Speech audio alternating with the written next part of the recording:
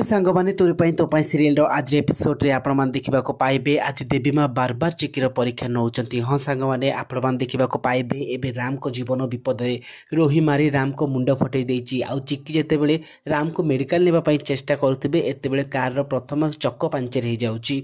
आउ चिकी जेतेबेले गोटे ठेला गाड़ी माध्यम रे राम को मेडिकल नेबा पई चाहुचंती एतेबेले अचानक से ठेला गाड़ी मध्य बंद हो जाउछि। आउ चिकी किछि भी बुझी पारु नांती। आउ से देवी माँ को कहती हे देवी माँ तमे मोर एते परीक्षा कहीं नौच आ बार बार श्री राम को उठेबा चेष्टा करती। आ कहती इंग्लिश मीडियम उठी जाओ ना प्लीज तुम बिना तुम चिकी जमा भी बंची पारिबनी। अरे तुम मत कथा देइथिलो अधा बाटे छाड़ी जीवनी बोली आ आज केमती एमती सोई पड़ुच एमती कही बार बार से राम को उठेबा चेष्टा करती किंतु राम किछि भी हो नथिबे। आ चिकी को लगुच राम को देहरा प्राण नाही बोली। आ चिकी खूब जोर से चिलेकी कांदती। आ एपटे सीन आपण मान देखा पाइबे रोही भाबुथिबो परिवार लोक आसीबा आगर सी एठारु खसी जिवो किंतु ठीक समय जेजेबापा माधवी रतन समस्ते आसी घरे पहुंची जाती। आ रोहीर असली रूप समस्त सामना को आसी जाइए। आ समस्ते निज हाथ में गोटे गोटे अस्त्र धरिकी दा कोड़ी कोदाल धरी रोही की मारिबा जाती। आ कहती जे तू आम घर परिवार को छारखार कर देचु तू ए घर असली झील श्रिया नुह असली श्रिया हूँ चिकी। तबे फ्रेंड्स आपण मानक कौन लगुच